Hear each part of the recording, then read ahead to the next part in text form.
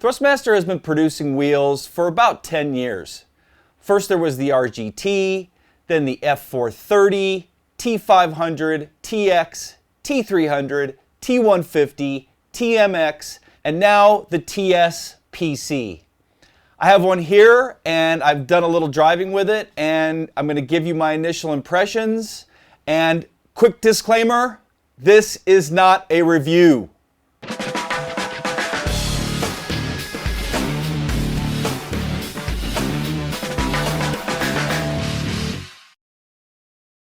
Sim racing chassis provided by Next Level Racing. You can check them out at nextlevelracing.com. I'm Darren Ganji, and thanks for tuning into my first look and impressions of the Thrustmaster TS PC. And as the name proclaims, PC, this is for the PC.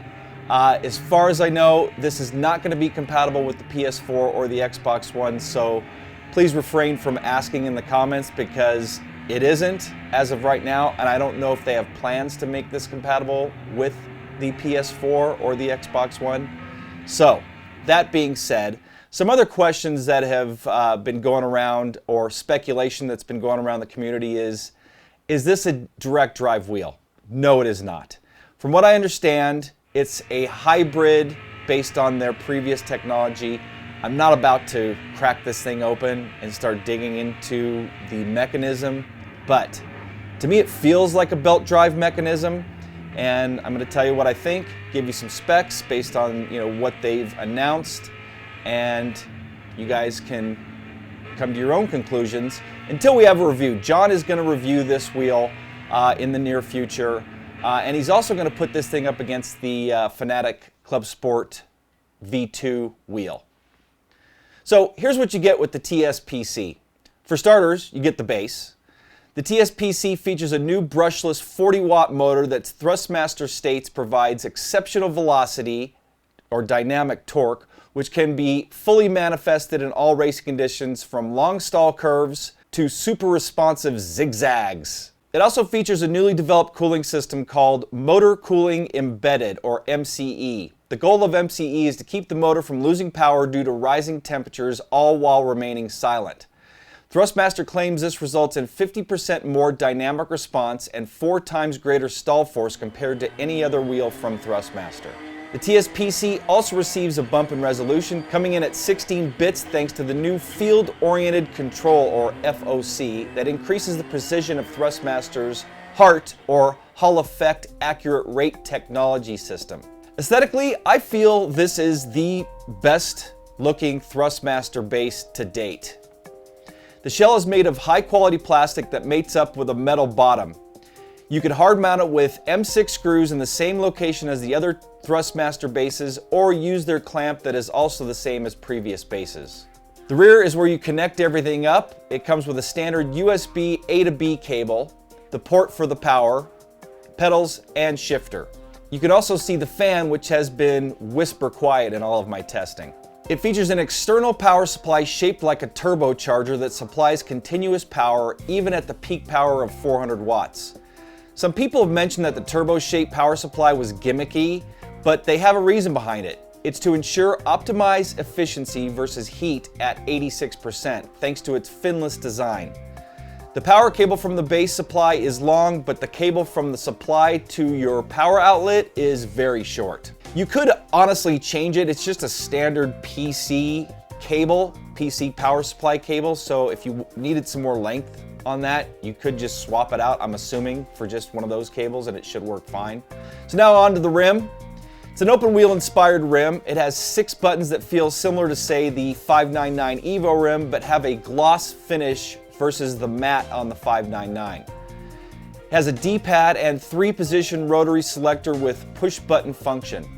Plus there's 2 buttons on the base of the TS PC.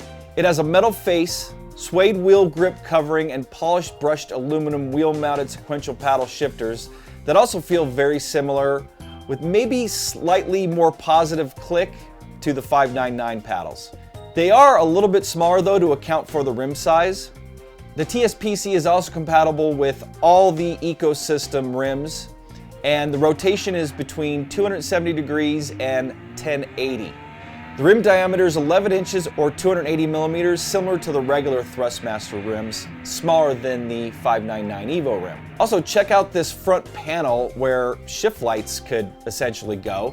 So the modding community or hardware modding community could create something to fit right in this slot, or maybe Thrustmaster's going to come out with something. It connects via the same quick release system that has been on the T500, T300, and TX. You know, that same screw-on coupler with Phillips head screw that then cinches it in. Same mechanism.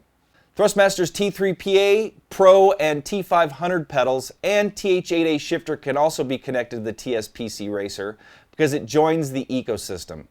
You can even use one of the G pedal adapters that Thrustmaster sell to connect those pedals to it as well. The Thrustmaster TSPC should be available now in some locations. I think I saw on Amazon here in the States that it's going to be available by the end of the year.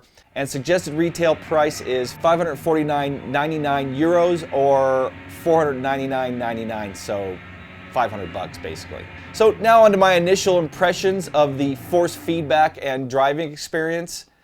Again, this is not a review, and like I mentioned, John will be reviewing this at a later date. I've driven it for about 3 to 4 hours and actually hooked it up to my Sim Experience Stage 4, which I've got sitting behind me. You can see it still attached to it. And I also ran it on the Next Level GT Ultimate cockpit.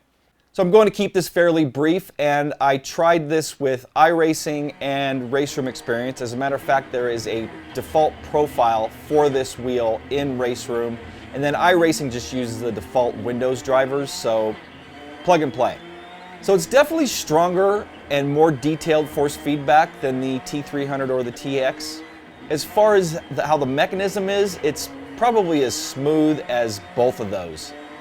And from my recollection, I'd say it's in line with a Fanatec CSW V2 regarding force feedback fidelity, but I don't have one here to try it back to back. And again, like I mentioned, John is going to do a head-to-head comparison with this base versus the Fanatec Club Sport V2. Maybe he'll even do the CSL because he's got that base as well. So be able to tell you how it compares to those two bases. I did go back to back from the TSPC to the T300 for a direct comparison, and the TSPC definitely has stronger force feedback and I can feel more road detail. Definitely instills more confidence over the T300. I ran them with identical driver and in-game settings in iRacing in the Dallara DW12 at Laguna Seca, and like I mentioned, I ran them back to back, so I got a direct comparison. I basically ran some laps here, went right over to the GT Ultimate, ran some laps there. Lap times were similar, but again, I just felt a little more confident with the TSPC out of the gate. And it's got a heavier feel, so there's definitely more damping that, you know, can be adjusted. And I'm feeling more detail on the road. So it's definitely a stronger wheel all around as far as, again, the force feedback and just how the wheel reacts. And it turns quick, so I said it has more dampening, but when you need to react, you know, when you start getting oversteer or whatever, you can have quick steering and react to that. I also saw some questions about, will this rim work on the T300? So I plugged it in and it works, but I got a feeling they're going to need a firmware driver, because when I plugged it into the T300, I was getting, in the driver it showed it was as a T500 base, which obviously is wrong. That rim wasn't showing up in the driver profile, and then one of the buttons wasn't reacting. As a matter of fact, the paddle shifters were using basically D-pad functions. I mapped it, it worked, but I got a feeling again that they're going to need to come out with some firmware drivers for, say, the T300, the TX, and the T500 for it to completely be compatible. I would think, based on their history, that it will be. And again, I like that rim. I think it's a cool rim. I mean, I love the grips, the suede. Anyway, I really like the rim, and while I'm on the subject of the rim, I like the button placements. My only real complaint about the buttons, and it has nothing to do with the buttons on the rim, is the buttons on the base are recessed versus protruding. So they work. I mean, and it's a minor gripe, but I would have liked the similar buttons to where, you know, what you find on, say, the T300 that are protruding and you can, you know, reach and feel for them versus, again, they're indented or recessed. So, and I'm not a huge fan of the color scheme on the buttons. I know it's similar to what you might find on some open wheel cars. Anyway, that's just personal preference and not a big deal. Again, I mentioned you can run any of the ecosystem rims, and I tried it with the 599 Evo rim in both Race Room and iRacing, and it felt great. I do prefer open wheel anyway, but I prefer the new open wheel rim. I love the 599 rim, but anyway, hooked up, worked great. Something to be aware of, if you buy this rim in Europe, and I'm assuming from one of the Thrustmaster stores, you're going to get a flyer in the box that has a 20% off offer on any of the ecosystem products through the Thrustmaster store, and you got to use the promo code TSPC20, and that offer runs from December 5th through June 30th, 2017. Also, to celebrate the launch of the TSPC, Race Room has a challenge, and you can jump behind the wheel of the Formula Race Room 2 in a special Thrustmaster livery and push it around Spa-Francorchamps. If you're faster than anyone else, you could win a TSPC along with some other Thrustmaster products. I think they're giving away some VRP. That contest runs through December 23rd. So, in closing, I like this wheel a lot, but I'm not going to replace my AccuForce, my Sim Experience AccuForce for racing on the PC. But I have to say, it does a damn great job of communicating to me what the car is doing. And now I'm going to have a killer second setup on my Next Level GT Ultimate. So if anybody wants to come over and do some racing, I'll be on my Stage 4. You could be on my Next Level GT Ultimate. Maybe we can swap back and forth. But anyway, I got a killer setup now for that rig as well. If you're looking to step up from a T300 TX, or let's say one of the G wheels, or say an older Fanatic wheel, I'd say this is probably going to be a great option for you. So again, there's going to be lots more to cover on this wheel. Like I mentioned, this is the third time I've mentioned it. John is going to do a full review on this coming soon. He doesn't even have one yet, so I'm hoping he'll get one in the next week or so and be able to do a review by the end of the year, and then follow that up with a direct head-to-head comparison against the Fanatic Club Sport V2. So, I hope you enjoyed my first look at the TSPC. Thank you so much for tuning in. I'm Darren Ganji. See you guys next time.